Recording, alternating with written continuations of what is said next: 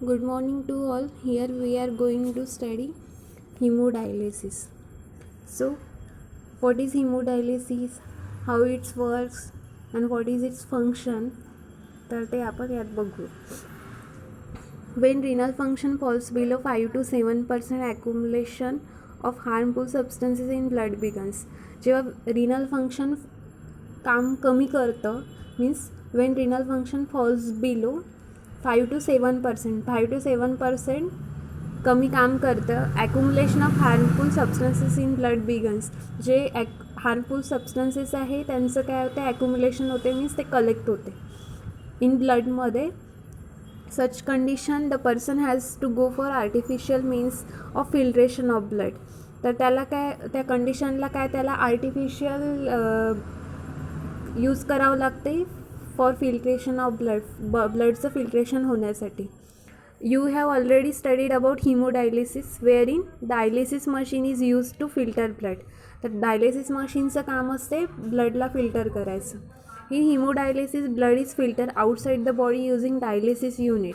हे बघा इथे दाखवलं आहे हिमोडायलिसिस. हे एक मशीन आहे, तर तिथे काय डायलिसिस केले जाते, म्हणजे ब्लड फिल्टर केले जाते. Blood is filter outside the body using dialysis unit. In this procedure patient blood is remove. यामध्ये काय होते, जर डायलिसिस करायचं आहे तर पेशंटचं ब्लड हे काय होते, रिमूव्ह होते जनरली फ्रॉम रेडियल आर्टरी.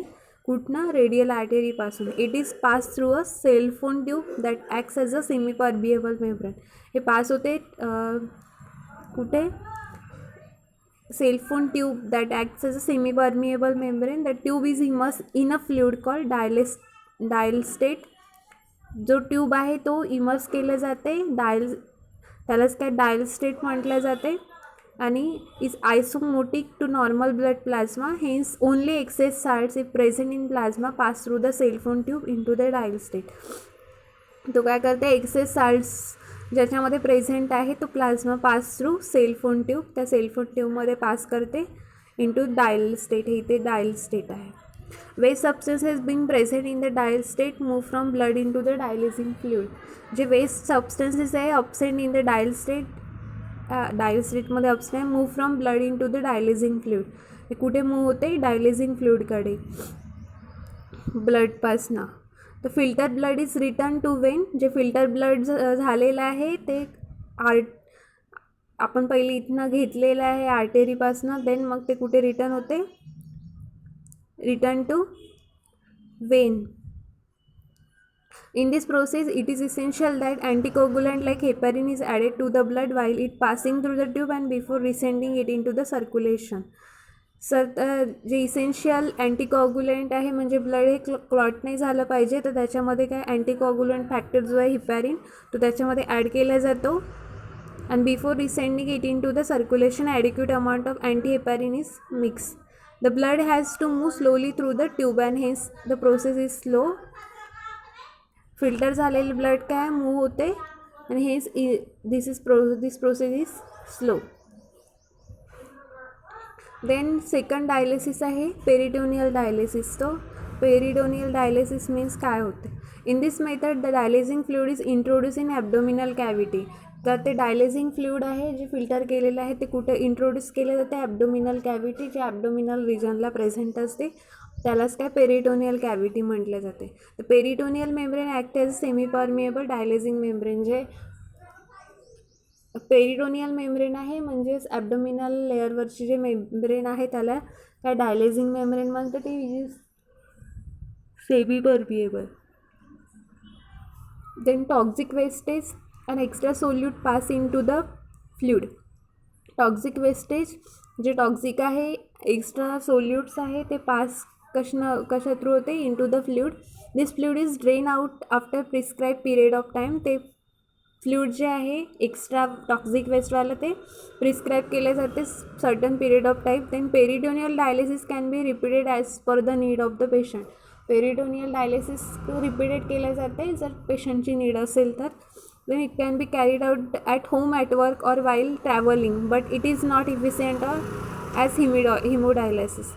हे काय कुठे पण करू, हिमोडायलिसिसची जी पेरिटोनियल हिमोडायलिसिसची आहे ते कुठेही करू शकतो. मीन्स हो, घरी किंवा वर्क करत असताना और ट्रॅव्हल करत असताना, बट हे इफिशियंट नाही आहे as like a haemodialysis. Kidneys are associated with secretion of erythropoietin, renin and calcitrol, which is not possible using dialysis machine. ते हार्मोन्स तर ते या पेरिटोनियल डायलिसिसमध्ये पेरिटोनियल डायलिसिसमध्ये हार्मोन सिक्रेशन करू शकत नाही, मीन्स ते इम्पॉसिबल आहे. देन किडनी ट्रान्सप्लांट म्हणजेच किडनी ट्रान्सप्लांट करणे. किडनी कोणाची खराब झालेली आहे तर how to transplant, why it is transplant. It is organ transplant of a healthy kidney into patient with end stage renal disease. जर त्याला किडनीचा कोणता डिसीज झाला आहे, किडनी फंक्शन नाही करत आहे, त्याला आपण काय केलं जाते, किडनी 2 किडन्या असते, जर एखादी फेल झाली तर एक वर्क करू शकते, पण दोन्ही फेल झाल्यात त्याला काय गरज असते किडनी ट्रान्सप्लांटची, otherwise they are unable to live. Kidney transplantation is classified as cadaveric, means deceased donor or living donor. Kidney transplant living म्हणजे डिकेज डोनर और लिव्हिंग डोनर. त्यानंतर living donor kidney transplant are further classified as genetically related, living related or non related. Living non related transplants means living असणारे किंवा non living असणारे. Non living means ज्यांनी kidney पहिले donate केली आहे, date झालेली आहे, असे पण डोनेशन करू शकते. किडनी ट्रान्सप्लांट कधी केले जाते, जेव्हा ते फंक्शनलेस होऊन जाते आणि त्या बॉडीमधून किडनी रिमूव्ह केलेली आहे, तर किडनीची गरज आहे त्यांना, तर जे रिसिवर आहे ते डोनर त्यांना काय करते, किडनी डोनेट करत असते. This is all about chapter excretion. In next lecture we are going to start chapter skeleton and movements.